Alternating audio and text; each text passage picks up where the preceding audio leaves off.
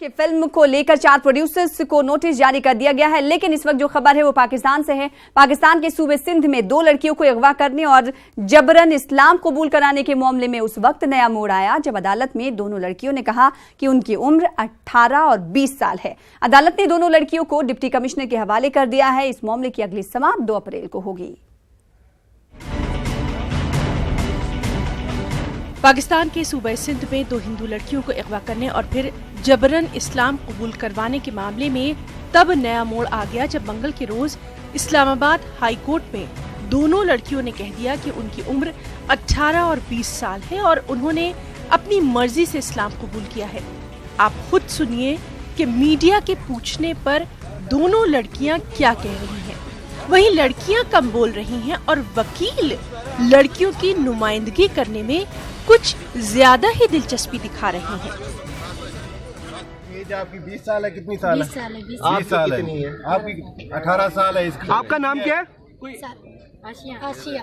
और आपका? अच्छा, आपने कुछ जबरदस्ती इस्लाम कबूल किया? हेलो, आपने कोई जबरदस्ती इस्लाम नहीं कबूल किया?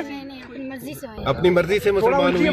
ऊंची आवाज में थोड़ा सा, किसी ने कोई वर्गलाया तो नहीं है, कोई धमकाया तो नहीं है? आपके वालिद का मौक़िफ़ तो कुछ और आ रहा है। आपके वालिद को नहीं, किसी भी नहीं किया। अपनी मर्जी से मुसलमान हुई है ना? आप भी अपनी मर्जी से मुसलमान हुई है। इनको आगे कोई धमकाया तो नहीं है? बस किसी ने कोई नहीं धमकाया। Thank you sir. फिलहाल अदालत ने दोनों लड़कियों को डिप्टी कमिश्नर के हवाले कर दिया है और उनके लिए सिक्योरिटी के भी माकूल बंदोबस्त किए गए हैं। इस मामले में अगली समाअत 2 अप्रैल को होना है। दरअसल दोनों लड़कियों के वालिद का कहना है कि इनकी उम्र 13 और 15 साल है, वो नाबालिग हैं। वहीं हिंदुस्तानी वज़ीर ख़ारजा सुषमा स्वराज ने ट्वीट करके कहा कि पाकिस्तान में हिंदू लड़कियों का जबरन मजहब तब्दील करवाया जा रहा है, जिसके बाद पाकिस्तान के वज़ीर-ए-आज़म इमरान खान ने इस मामले में जांच का हुक्म दे दिया। लेकिन खुद पाकिस्तान में इस वाक़े पर बहस जारी है।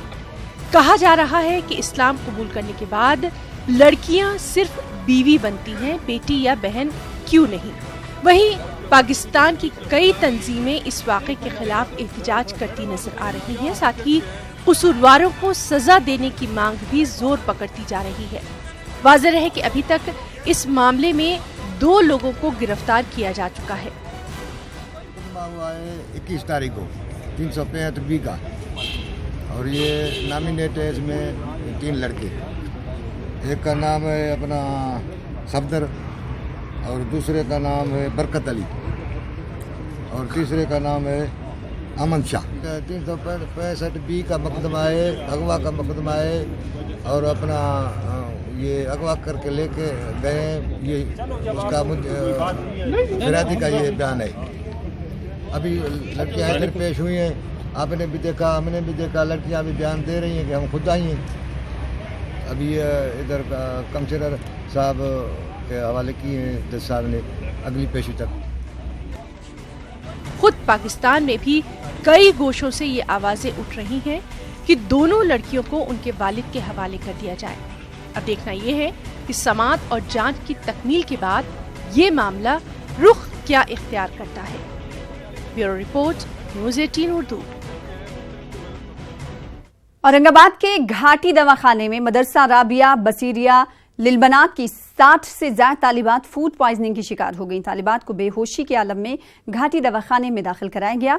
ये तालिबात कुरान खानी की एक तकरीब में शिरकत के लिए गई हुई थी। एक तालिबा की हालत नाजुक बताई जा रही है। डॉक्टरों के मुताबिक दम घुटने और फूड पॉइजनिंग की वजह से तालिबात बीमार हुई। खबर मिलते ही पूरे शहर में हलचल मच गई। सियासी कायदीन और समाजी जहदकार भी घाटी दवाखाना पहुंचे और तालिबात को बेहतर तिब्बी सहूलियात फराहम करने के लिए यकीन दहानी कराई। लोगों ने मदरसे के नाजिम पर लापरवाही का इल्जाम लगाया है।